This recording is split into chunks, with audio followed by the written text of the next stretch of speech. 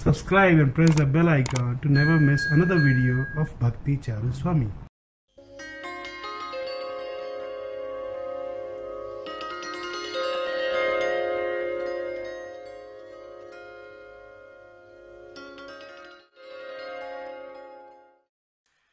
नमो विष्णुपदाय कृष्णपृष्ठाय भूतले श्रीमते भक्तिवेदांत स्वामी निति नामिने नमस्ते सरस्वती देवे गौरवाणी प्रचारिणे निर्विशेष शून्यवादी पाश्चात्यादिशतारिणे श्रील प्रभुपाद की फैंटा बंद करो। ओम नमो भगवते वासुदेवाय ओम नमो भगवते वासुदेवाय ओम नमो भगवते वासुदेवाय नारायणं नमस्कृत्य नरं चैव नरोत्तमं देवीं सरस्वतीं व्यासं ततो जयमुदीरये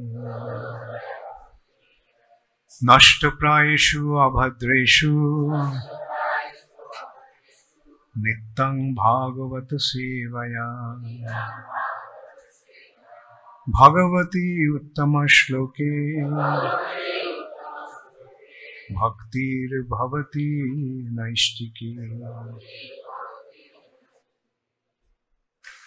श्रीमद् भागवतम दशम स्कंध प्रथम अध्याय श्लोक 22। तबु कोणता?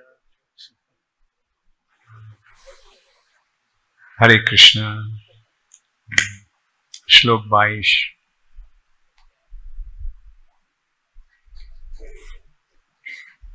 पूरैव पुंसावधृतो धराज्वरो भवद्भिर् अंशैर् जदुषूप जन्नतां सा जावदुर्वा भरमीश्वरेश्वरः सकाल शक्ता क्षपयंश चरेद भूवि पूरैव पुंसावधृतो धराज्वरो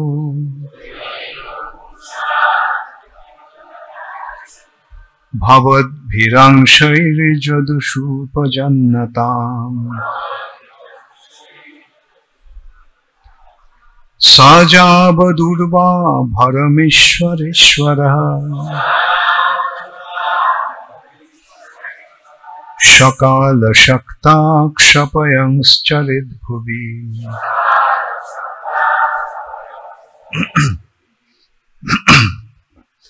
पूरैव पुंसावधृतो धराज्वरो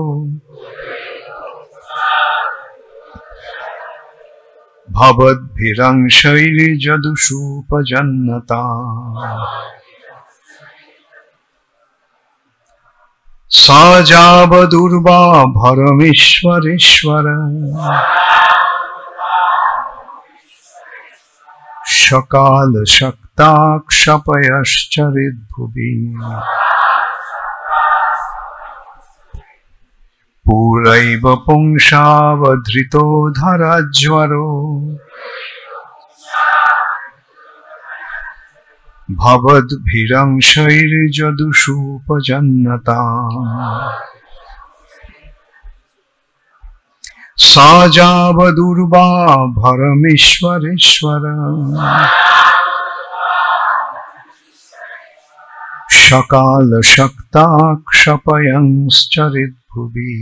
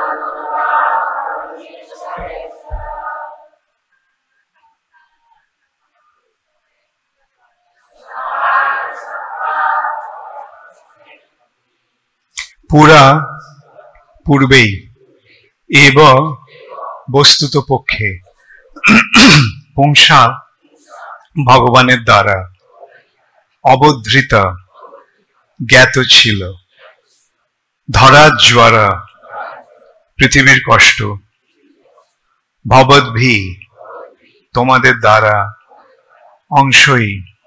অংশরূপে বিস্তার করে যদুষু যদু বংশে উপজন্নতাম জন্মগ্রহণ করো স তিনি ভগবান যাবৎ যতক্ষণ উর্বা পৃথিবীর ভরম ভার ঈশ্বর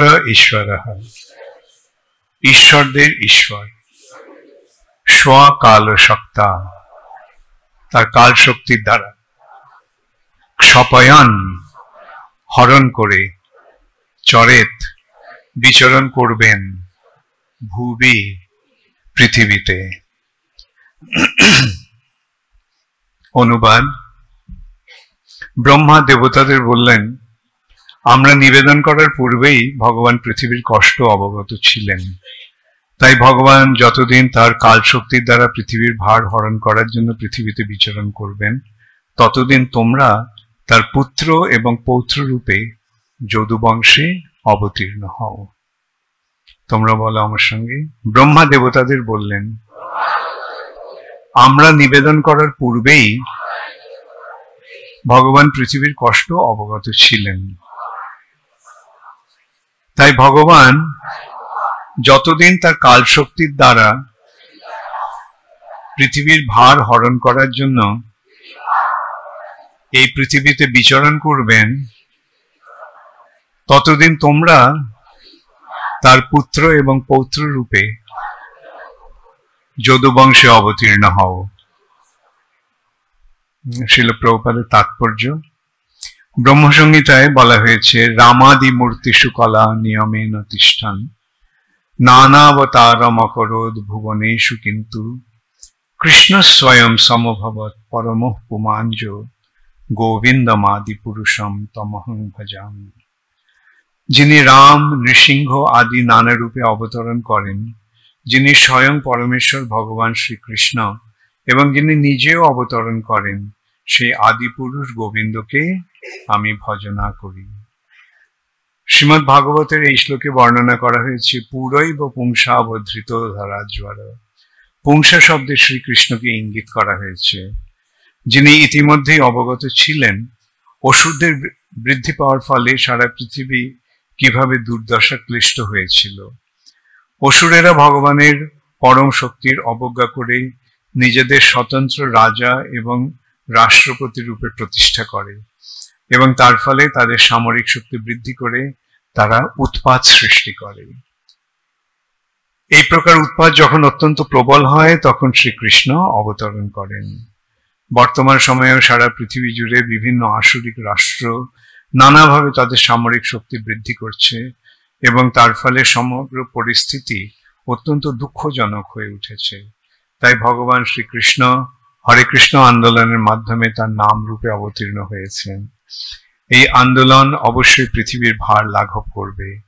দার্শনিক, ধর্মপরায়ণ ব্যক্তিগণ এবং জনসাধারণের অবশ্য কর্তব্য ঐকান্তিক নিষ্ঠা সহকারে এই আন্দোলনকে গ্রহণ করা, কারণ মানুষের তৈরি পরিকল্পনা এবং উপায় পৃথিবীতে পৃথিবীতে শান্তি স্থাপনে সাহায্য করবে না। হরে কৃষ্ণ মহামন্ত্র চিন্ময় শব্দ তরঙ্গ ভগবান শ্রীকৃষ্ণ থেকে অভিন্ন। নাম চিন্তামণি কৃষ্ণ চৈতন্য রস বিগ্রহ পূর্ণ শুদ্ধ নিত্য মুক্ত অভিন্নতা নামানামিন। হরে কৃষ্ণ মহামন্ত্রের শব্দ এবং ভগবান শ্রীকৃষ্ণের মধ্যে কোনো পার্থক্য নেই। পুরৈব পুংসাবধৃত ধরাজ্বর ভবদ্ভিরংশৈরি যদুষু উপজন্নতাম সযাবদুর্বা ভরমেশ্বরেশ্বর সকাল সপ্তা স্বয়ং চরেদ ভুবি। এটা শ্রীমদ্ ভাগবতের দশম স্কন্ধের শুরু।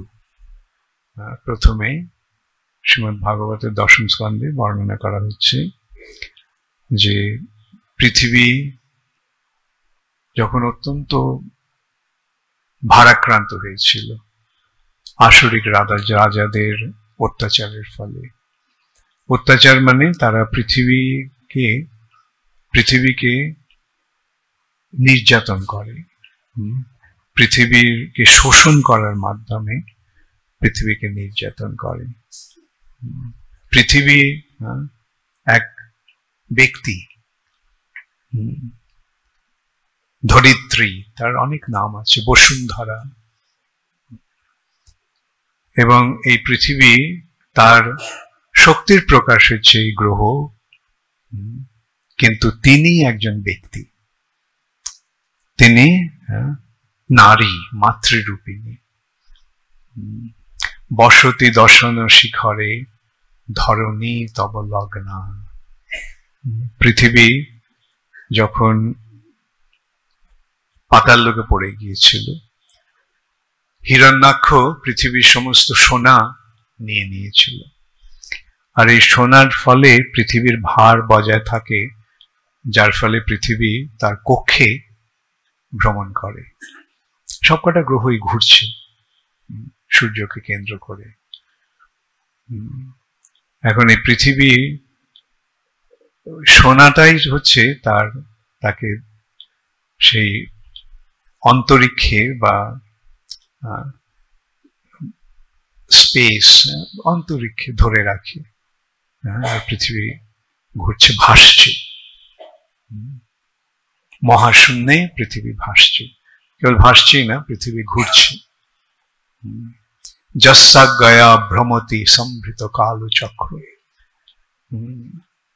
এই সূর্য যচ্চক্ষুরেশ সবিতা সকল গ্রহাণাম রাজা সমস্ত সুরমূর্তি রশেষ তেজা। সূর্যের বর্ণনা করা হচ্ছে।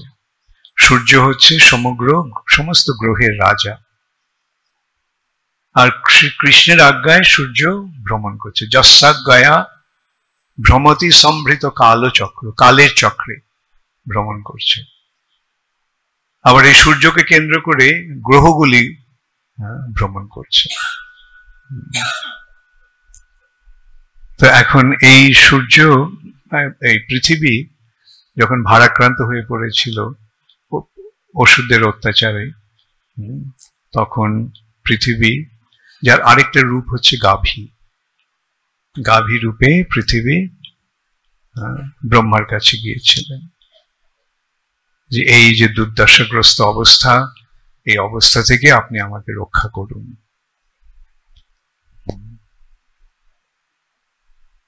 তখন ব্রহ্মা পৃথিবীকে এবং অন্যান্য সমস্ত দেবতাদের নিয়ে ক্ষীর সমুদ্রের পাড়ে গিয়েছিলেন।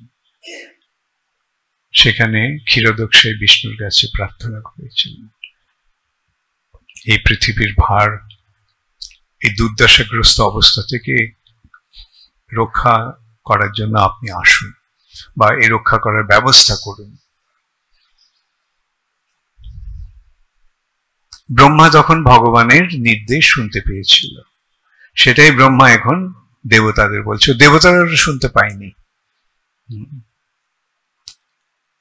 জড় কান দিয়ে ভগবানের চিন্ময় শব্দ শোনা যায় না, ভগবানের চিন্ময় বাণী শোনা যায় না। যেমন জড় চক্ষু দিয়ে আমরা মনকে দেখতে পাই না, বুদ্ধিকে দেখতে পাই না, আত্মাকে দেখতে পাই না। অতএব আত্মার আত্মা পরমেশ্বর ভগবানকে কিভাবে দেখা যাবে? এই চোখ দিয়ে। অপ্রাকৃত বস্তু নহে প্রাকৃত গোচর। গো মানে হচ্ছে ইন্দ্রিয়, চর মানে হচ্ছে অনুভূতি। ইন্দ্রিয়ের অনুভূতির দ্বারা অপ্রাকৃত বস্তুকে দর্শন করা যায় না। অপ্রাকৃত বস্তু নহে প্রাকৃত গোচর। প্রাকৃত মানে জড়, জড় ইন্দ্রিয়ের দ্বারা অপ্রাকৃত বস্তু দর্শন করা যায় না। তাই দেবতারা ভগবানকে দর্শন করতে পারেনি। কিন্তু ব্রহ্মাও ভগবানকে দর্শন করেননি, কিন্তু ব্রহ্মা ভগবানের বাণী শুনতে পেয়েছিলেন এবং ভগবানের কাছ থেকে কি শুনেছিলেন ব্রহ্মা, সেটা ব্রহ্মা এখানে দেবতাদের বলছেন। ভগবান কি বললেন? হ্যাঁ, পৃথিবীর অবস্থা আমি ইতিমধ্যেই জানি। ভগবানের অজানা কিছু আছে? হ্যাঁ, তিনি তো অন্তর্যামী। হ্যাঁ, তিনি সর্বজ্ঞ। সর্বজ্ঞ মানে সবকিছু জানেন। ভগবান সবকিছু জানেন, কোনো কিছু ভগবানের অগোচর নয়, অজ্ঞাত নয়। সেটাই আমরা এখানে দেখতে পাচ্ছি। ব্রহ্মা প্রার্থনা করলেন, ভগবান আপনি পৃথিবীর এই দুর্দশাগ্রস্ত অবস্থা থেকে পৃথিবীকে রক্ষা করুন। ভগবান কি বললেন? আমি সবকিছু জানি। ঠিক আছে, আমি আসব, তবে তুমি দেবতাদের বলো যে তারা যেন যদু বংশে জন্মগ্রহণ করে। ভগবান আসবেন, ভগবান যখন আসেন, হ্যাঁ, তখন তিনি তার কার্যে সহযোগিতা করার জন্য দেবতাদেরও অনেক সময় সাহায্য করতে বলেন বা আসতে বলেন। ভগবানের পক্ষে কারোরই সাহায্যের প্রয়োজন হয় না। ভগবান সর্বশক্তিমান। ভগবান তার ইচ্ছার দ্বারা সৃষ্টি করেন, ভগবান তার ইচ্ছার দ্বারা ধ্বংস করেন। কল্পক্ষয় পুনস্তানি কল্পাদৌ বিশ্বজাম্যহম, ভগবদ গীতাতে ভগবান বলছেন। কল্প যখন শেষ হয়ে যায়, কল্পের অন্তে কল্পক্ষয় পুনস্তানি, আমি কল্পের অন্তে সবকিছু ধ্বংস করে ফেলি, সবকিছু ধ্বংস হয়ে যায়। আবার কল্পাদৌ, কল্পের যখন শুরু হয় তখন আবার আমি বিশ্বজামি, সৃষ্টি করি। এইভাবে ভগবানই সবকিছু সৃষ্টি করছেন, ভগবানই সবকিছু পালন করছেন এবং ভগবানই সবকিছু বিনাশ করছেন, ধ্বংস করছেন। অতএব ভগবানের পক্ষে অসম্ভব কি হতে পারে? কিন্তু ভগবান তার ভক্তদেরকে তার সঙ্গদানের জন্য তিনি লীলা করেন। ভক্তদেরকে তিনি যখন আসেন তখন তার ভক্তদেরকে তার লীলায়, তার এই যে কার্যকলাপ, সেই কার্যকলাপটা কি? পরিত্রাণায় সাধুনাম বিনাশায় চ দুষ্কৃতাম, সাধুদের রক্ষা করার জন্য এবং দুষ্কৃতকারীদের বিনাশ করার জন্য তিনি আসেন। কেন আসে? যখন আসেন তখন কি করেন?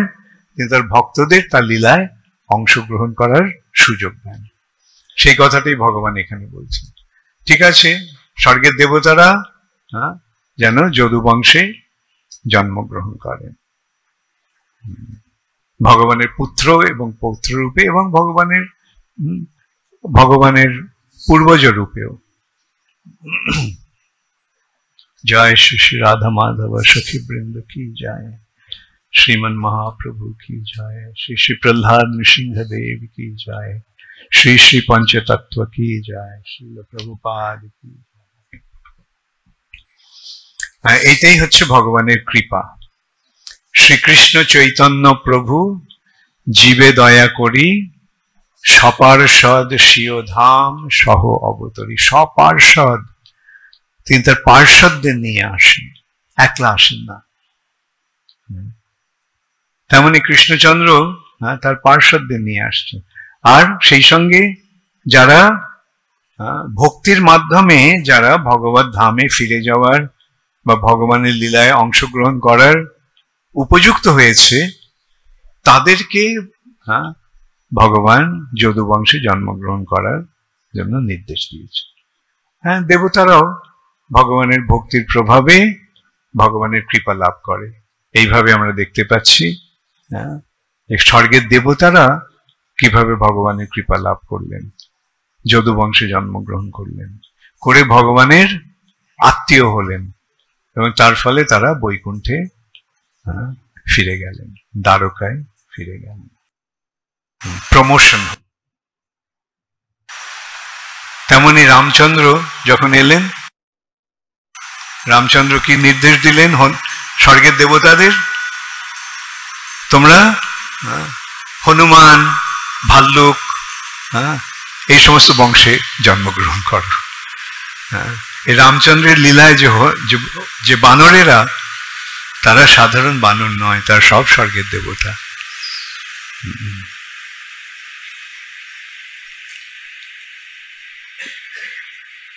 বালি, সুগ্রীব,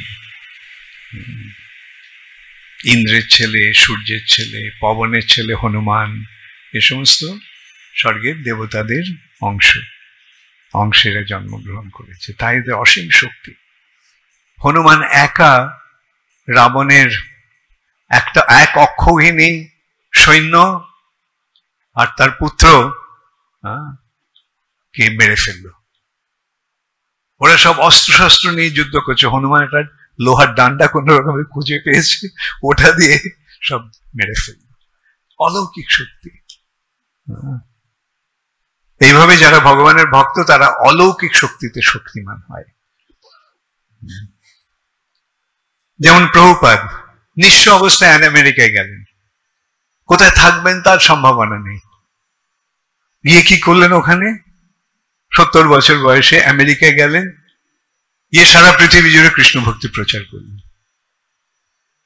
এটা কি করে সম্ভব? এই শক্তি তো এটা তো অলৌকিক। কোন সাধারণ মানুষ এরকম কোন একটা কার্য কখনো করেছে? কিন্তু এটাই ভগবানের কৃপা, শক্তির আবেশ, শক্তাবেশ।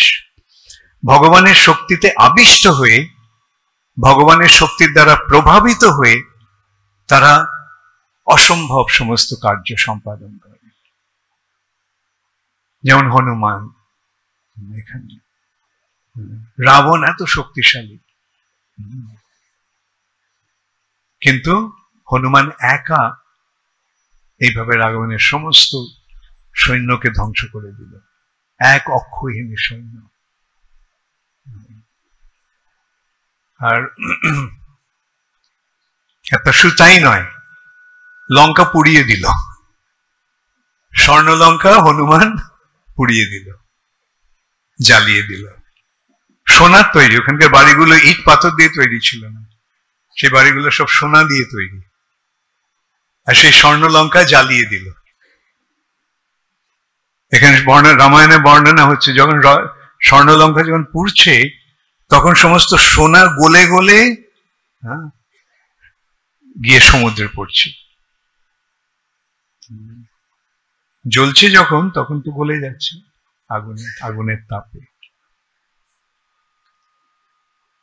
না তো কোন সাধারণ বাঁদরদের নিয়ে কখনো এরকম একটা এত বড় শক্তিশালী একটা শক্তিকে, রাবণের শক্তিকে, যে স্বর্গের দেবতাদের পর্যন্ত হারিয়ে দিয়েছে, কেউ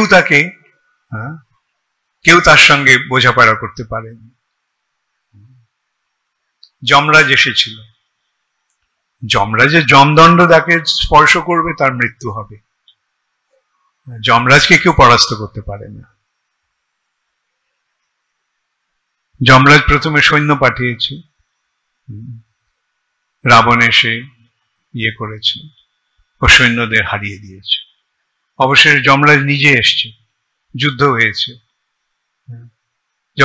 যমরাজ যখন তার দণ্ড দিয়ে রাবণকে আঘাত করতে যাচ্ছে, তার ফলে রাবণের মৃত্যু হবে, তখন ব্রহ্মা এসে বললেন, যমরাজ তুমি এই কাজটা তোমার নয়, এই রাবণকে ভগবান নিজে এসে মারবেন, সুতরাং ছেড়ে দাও। তখন যমরাজ অদৃশ্য হয়ে গেলেন। রাবণ ভাবলাম আমি যমরাজকে পর্যন্ত হারিয়ে দিয়েছে। ছেলে স্বর্গের দেবতাদের এইভাবে সকলকেও রাবণ পরাস্ত করেছিল। আর সেই রাবণকে কারা হারালো? বানরেরা। কোনো অস্ত্র নেই ওদের। অস্ত্র কি? বানর তো ধনুর্বাণ তলোয়ার নিয়ে যুদ্ধ করতে পারে না। তারা কি তাদের অস্ত্র কি? পাথর ছুঁড়ে ছুঁড়ে মারছে। গাছ উপড়ে এনে সেই গাছ দিয়ে আঘাত করছে। কিন্তু ওই পাথরগুলার পাথর নয়, ভগবানের কৃপায় পাথরগুলো বজ্রের মতো হয়ে গেছে। আর তার আঘাতে সব অসুরেরা মরে যাচ্ছে, রাক্ষসীরা মরে যাচ্ছে। অবশেষে রামচন্দ্র রাবণকে হত্যা করল। তো এইভাবে ভগবানের পক্ষে কোনো কিছু অসম্ভব নয়, এবং এইভাবে ভগবান দেখিয়ে দেন যে যারা তার ভক্ত, তারা যতই হীনবল হোক না কেন, যতই অক্ষম হোক বলে মনে করা হোক না কেন, ভগবানের কৃপায় তারা পরম শক্তিশালী হয়ে ওঠে। এই যে ভগবানের ভক্ত, অল্প করিও না মানিহ, অল্প করি না মানিহ বৈষ্ণব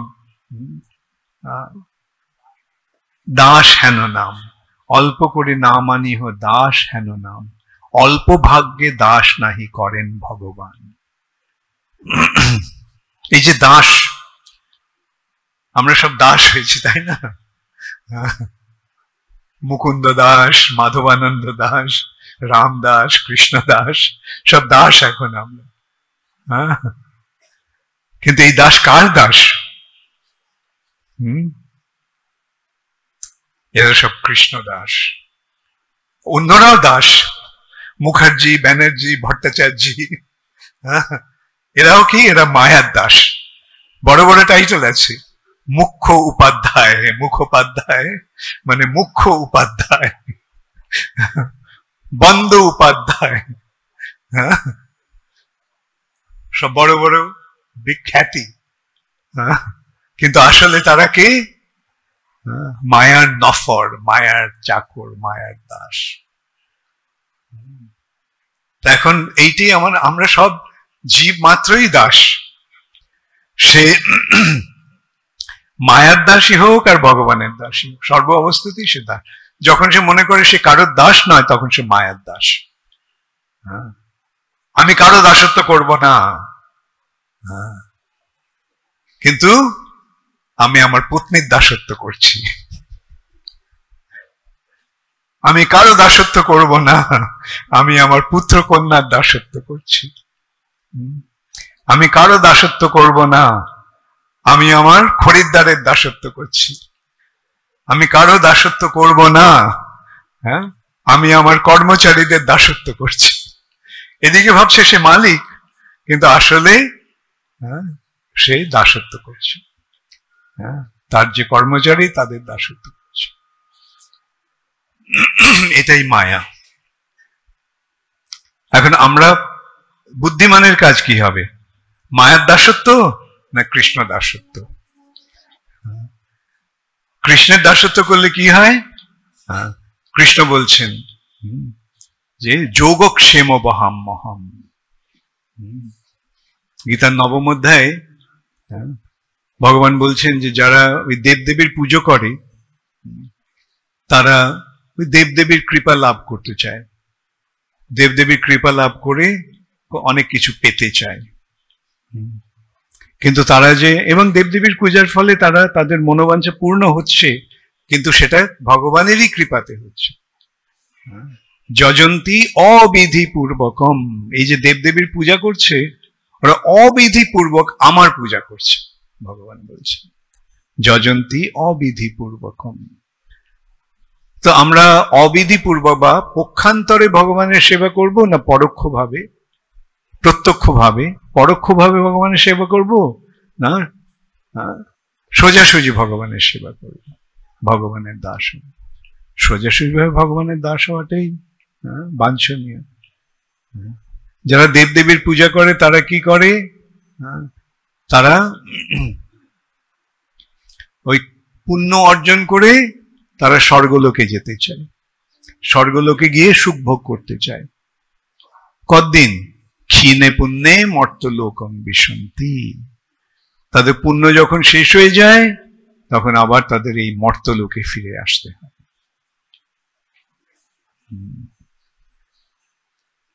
কিন্তু যারা ভগবানের সেবা করে, ভগবান কি বলছেন? তাদের যা নেই সেটা আমি যোগান দিই, আর তাদের যা আছে সেটা আমি রক্ষা করি। যোগক্ষেমং বহাম মহম, বহাম মহম আমি বহন করি, বহন করি। তো তাহলে এইভাবে ভগবান তার ভক্তদের রক্ষণাবেক্ষণ করেন। তাহলে পরোক্ষভাবে মানে ব্যাকাভাবে গিয়ে ওই সেই ভগবানেরই সেবা করার থেকে সোজাসুজি ভগবানের সেবা করাই ভালো।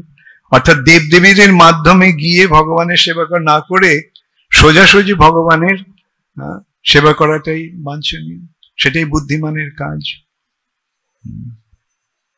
সেইটাই শাস্ত্রে বারবার বলা হচ্ছে। এখানে ভগবান এইভাবে তার আবির্ভাবের সূচনা করলেন। তিনি বললেন আমি আসছি ব্রহ্মার মাধ্যমে। কখন আসেন ভগবান? ভগবান কখন আসেন? ভগবান বলছেন 4th অধ্যায় ভগবদ গীতার, অজোপিশন অব্যয় আত্মা ভূতানাম ঈশ্বর পিশন।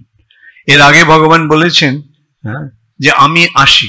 অর্জুন, তোমার যেমন বহুবার জন্ম হয়েছে, আমারও বহুবার জন্ম হয়েছে, কিন্তু সেই সমস্ত জন্ম সম্বন্ধে তুমি কিছু জানো না, কিন্তু আমার সব কিছু মনে আছে। বহুনি মে ব্যতীতানি জন্মানি তব চার্জুনা তানি অহং বেদ সর্বাণি। তানি অহং বেদ, বেদ মানে জানি, সর্বাণি সেই সমস্ত জন্মের বিষয়ে আমার সব কিছু মনে আছে, কিন্তু তোমার মনে নেই। নত্তং বেত্থা পরন্তপ। এ পরন্তপ অর্জুন, তোমার সে সম্বন্ধে কোনো মনে নেই। পূর্বজন্মে তুমি কি ছিলে, কোথায় ছিলে, তোমার জানা আছে না? কারোর জানা আছে? নাই, কিন্তু আমার জানা আছে। এইখানেই জীবের সঙ্গে ভগবানের পার্থক্য, আমাদের সঙ্গে ভগবানের পার্থক্য। আমরা কেউ বলতে পারবো আমি পূর্বে বহু বহু জন্ম হয়েছে এবং সেই সমস্ত জন্ম সম্বন্ধে আমার সব মনে আছে? কেউ আছে? জন্মের কথা কি গতকাল আমি কি করেছি তাই মনে আছে আমার? কিন্তু ভগবান বলছেন আমার সব কিছু মনে আছে। এইটি হচ্ছে আমাদের সঙ্গে ভগবানের পার্থক্য। তারপরে ভগবান কি বলছেন? যে অজোপিশন অব্যয় আত্মা ভূতানাম ঈশ্বর পিশন। এই যে জন্ম, আমি অজ, আমার জন্ম হয় না। আমি লীলা বিলাস করার জন্য এইভাবে আসি। কখনো সাধারণ মানুষের মতো জন্মগ্রহণ করে আসি, কখনো সরাসরি ভাবে আসি, কখনো স্তম্ভ থেকে আসি, কখনো ব্রহ্মার নাক দিয়ে বেরিয়ে আসি। এইভাবে ভগবান বিভিন্ন ভাবে এখানে আসেন, কিন্তু এসে তিনি যে কার্যকলাপগুলি করেন সেগুলি সব অদ্ভুত, আশ্চর্যজনক। এবং সেইটি ভগবান এখানে বলছেন। তারপরে বলছেন কেন আসেন, কেন তিনি অজোপিশন, যদিও তিনি তার জন্ম নেই, জন্মরহিত, কিন্তু তিনি কেন আসেন? পরিত্রাণায় সাধুনাম বিনাশায় চ দুষ্কৃতাম। সাধুদের পরিত্রাণ করার জন্য এবং দুষ্কৃতকারীদের, দুষ্টদের দমন করার জন্য। দুষ্টের দমন আর শিষ্টের পালন, এই জন্য ভগবান আসেন। এসে তিনি যে লীলাবিলাস করেন সেটা অদ্ভুত, অকল্পনীয়। সেই সূত্রে প্রভুপাদ এই তাৎপর্য বলছেন যে এখনকার অবস্থাটাও ঠিক সেরকমই হয়েছে। তখন যেরকম হয়েছিল যে পৃথিবী ভারাক্রান্ত হয়েছিল অসুরদের সামরিক শক্তির প্রভাবে, এবং এখন সেদিক দিয়ে দেখতে গেলে বর্তমান অবস্থাটা তখন থেকে আরো খারাপ। এখন চারদিকে সমস্ত দেশগুলি কি করছে? আণবিক অস্ত্র তৈরি করছে, সব যুদ্ধের জন্য প্রস্তুত হচ্ছে। তার ফলে কি হবে? পৃথিবী ভারাক্রান্ত হয়েছে।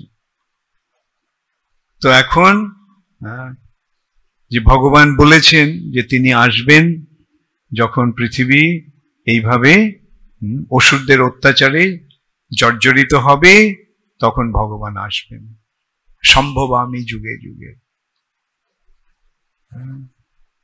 তো দাপরের শেষে ভগবান এসেছিলেন শ্রীকৃষ্ণ রূপে, আর এই কলিযুগের শুরুতে ভগবান এসেছেন শ্রী চৈতন্য মহাপ্রভু রূপে। অন্যান্য লীলায় ভগবান যতক্ষণ থাকেন ততক্ষণ তার লীলাটা থাকে, তার এই অসুরদের দমন আর ভক্তদের পালনের কাজটা থাকে। কিন্তু এই কলিযুগে একটা বিশেষ পরিস্থিতির সৃষ্টি হয়েছে। শ্রী চৈতন্য মহাপ্রভু কি এসে কি করেছেন? তিনি নাম রূপে কৃষ্ণকে দিয়ে গেছেন, এবং তিনি যদিও চলে গেছেন তার লীলা সংবরণ করে, কিন্তু নাম রূপে কৃষ্ণ রয়ে গেছে। এই নাম রূপে যে কৃষ্ণ, যার প্রভাব এই সংকীর্তনের মাধ্যমে প্রচারিত হচ্ছে, তার দ্বারা এই কলিযুগে পরিত্রাণায় সাধুনাম বিনাশায় চ দুষ্কৃতাম হবে। এই সম্বন্ধে আরেকটাও সুন্দর বর্ণনা আছে।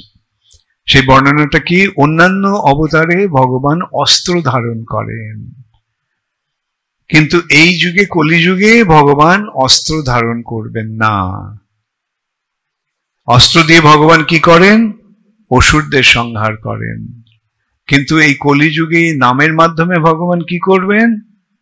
এই নামের মাধ্যমে কৃষ্ণ প্রেমের প্রভাবে তিনি অসুরদের সংহার করবেন আর ভক্তদের পালন করবেন। সেইটি হচ্ছে এই ইসকন, আন্তর্জাতিক কৃষ্ণ ভাবনামৃত সংঘ। চৈতন্য মহাপ্রভু ভবিষ্যৎবাণী করে গেছেন, পৃথিবীতে আছে যত নগরাদি গ্রাম, সর্বত্র প্রচার হইবে মোর নাম। সেটা হচ্ছে কার দ্বারা হচ্ছে? কার প্রভাবে এই সারা পৃথিবী জুড়ে এই হরে কৃষ্ণ মহামন্ত্র প্রচারিত হচ্ছে?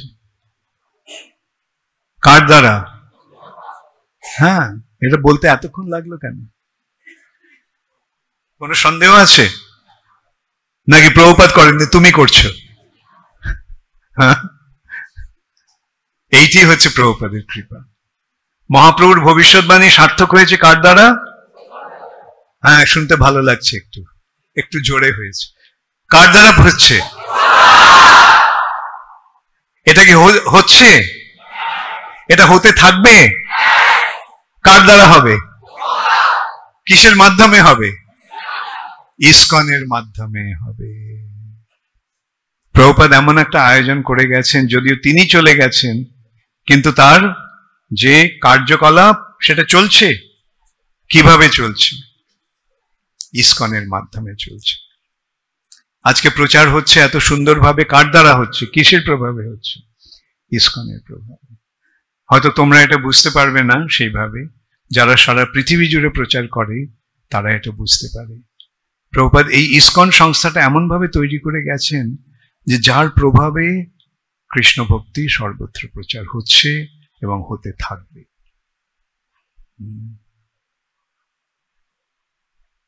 যেমন কে কে তোমরা এখানে কে কে বিদেশে গেছো? আচ্ছা, কে কে বিদেশে বেড়াতে গেছো? আচ্ছা, কে কে অন্য জায়গায় গেছো? তোমার বাড়ির থেকে অন্য জায়গায় কে কে গেছো? যখন কোথাও গেছো তোমরা, তোমাদের থাকার ব্যবস্থা হয়েছিল? কোথায়, কিসের মাধ্যমে হয়েছিল? ইসকনের মন্দিরে থাকতে পেরেছ? ইসকন না থাকলে থাকতে পারতে? ওখানে গিয়ে ভক্তদের সঙ্গ লাভ হয়েছে। ইসকন না থাকলে ভক্ত সঙ্গ লাভ হতো? হ্যাঁ, এখানে তোমাদের ভক্ত সঙ্গ লাভ হচ্ছে। হ্যাঁ, কাদের মাধ্যমে লাভ হচ্ছে? ইসকনের মাধ্যমে লাভ হচ্ছে। এই ইসকন, তোমরা যে আজকে কৃষ্ণ ভক্তি লাভ করেছো, কার প্রভাবে লাভ হয়েছে? ইসকনের প্রভাবে, তাই না? ইসকন না থাকলে তোমাদের আজকে এখানে আসতে পারতে না, ভক্ত হতে পারতে। এইটি হচ্ছে প্রভুপাদের কৃপা, এবং এইভাবে হতে থাকবে। লক্ষ লক্ষ মানুষ অলরেডি এসে গেছে, কোটি কোটি মানুষ আসছে, এবং লক্ষ কোটি মানুষ আসতে থাকবে কালক্রমে। তার প্রভাবে কি হবে?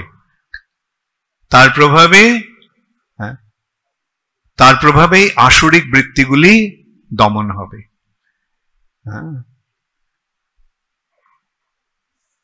সত্যযুগে অসুর আর দেবতারা, অসুর আর ভক্তরা ভিন্ন লোকে থাকত। ত্রেতা যুগে তারা একটা পৃথিবীতেই আছে। যেমন সত্যযুগে হিরণ্যকশিপু, হিরণ্যাক্ষ, ওদের অন্য একটা লোক ছিল, ওখানে তারা থাকতো আর এই পৃথিবীতে অত্যাচার করতে আসতো। কিন্তু ত্রেতা যুগে রাবণ আর রামচন্দ্র দুটো আলাদা গ্রহতে ছিল না একই এই পৃথিবীতে? হ্যাঁ। আর দাপর যুগে একই বংশে কৌরব পাণ্ডব, ভক্ত আর অভক্ত, অসুর আর ভক্ত একই পরিবারে। আর কলিযুগে কি হবে? একই শরীরে অসুর আর ভক্ত রয়েছে। তা জয় কার হবে? অসুরের জয় হবে? কার জয় হবে? ভক্তের। কখন হবে? জয় কার হয়? হ্যাঁ, যত্র যোগেশ্বর কৃষ্ণ যত্র পার্থ ধনুর্ধর। যেখানে ভগবান এবং ভগবানের ভক্ত রয়েছে সেখানে জয় অবশ্যম্ভাবী। তাহলে জয়টা কখন হবে? যখন আমরা ভগবানের শরণ নেব। যখন ভগবানের বিরোধী থাকবো তখন আসরিক বৃত্তিগুলো বৃদ্ধি পাবে। যখন আমরা ভগবানের বিরোধী হব তখন আমরা অসুর, আর যখন আমরা ভগবানের অনুগত হব তখন আমরা ভক্ত। তো এখানে তোমরা সকলে ভগবানের অনুগত হয়েছো, তাই তোমরা সকলে ভক্ত। এখন ভক্ত হওয়ার ফলে আসরিক বৃত্তিগুলো দমন হয়েছে। হ্যাঁ, আমিষ আহার বর্জন হয়েছে, নেশা বর্জন হয়েছে, হ্যাঁ, অবৈধ সঙ্গ বর্জন হয়েছে, দ্রুত ক্রীড়া বর্জন হয়েছে। তাহলে আসরিক বৃত্তিগুলি দমন হয়েছে, তাই না? হয়তো একটু সংগ্রাম করতে হচ্ছে, কি ঠিক আছে, সংগ্রাম করে যাও, জয় হবে। এইভাবে ভগবানের শরণাগত হলে আমরা অনায়াসে আমাদের আসরিক প্রবৃত্তিগুলিকে দমন করে আমাদের ভক্তির ভাবটাকে বৃদ্ধি করতে পারব। হরে কৃষ্ণ। তোমরা সকলে খুব ভালো ভক্ত হবে। হরে কৃষ্ণ। গৌর প্রেমানন্দে হরি হরি। কারো কোনো প্রশ্ন আছে?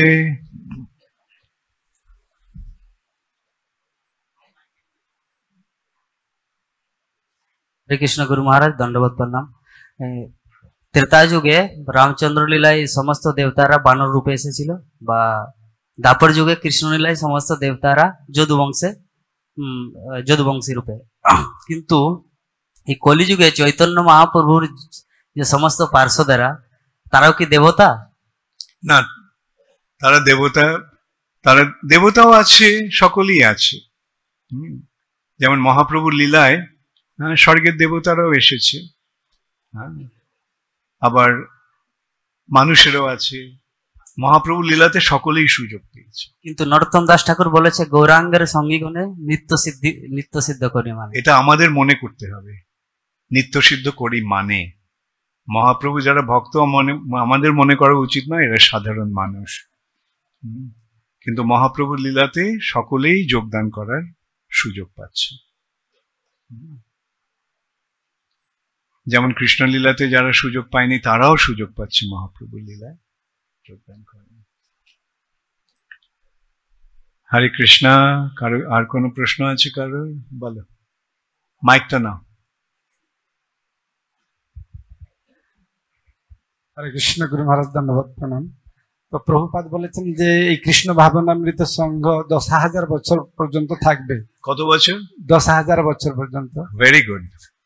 তো এরপরে আর কি থাকবে না? 10,000 বছর পর্যন্ত তুমি থাকবে, আমি থাকবো? হ্যাঁ, এটা বুঝতে হবে যে 10,000 বছর পর্যন্ত সত্যযুগ প্রতিষ্ঠা হবে। তারপরে আস্তে আস্তে আস্তে আস্তে আবার কলির প্রভাব বাড়বে। এটা তো কলি যুগ, কলির প্রভাবটা বাড়বে। কিন্তু মাঝখানে 10,000 বছর সুবর্ণ যুগ নিয়ে সত্য যুগ আসবে। হ্যাঁ, তো যাই হোক, 10,000 বছরের পরে আর আসার কথা ভেবো না। 10,000 বছরের মধ্যেই সমস্ত কাজ গুটিয়ে চলে যাও। হরে কৃষ্ণ গৌর প্রেমানন্দে হরি হরি। আচ্ছা, কি আছে তোমার প্রশ্ন? বলো, মাইকটা দাও।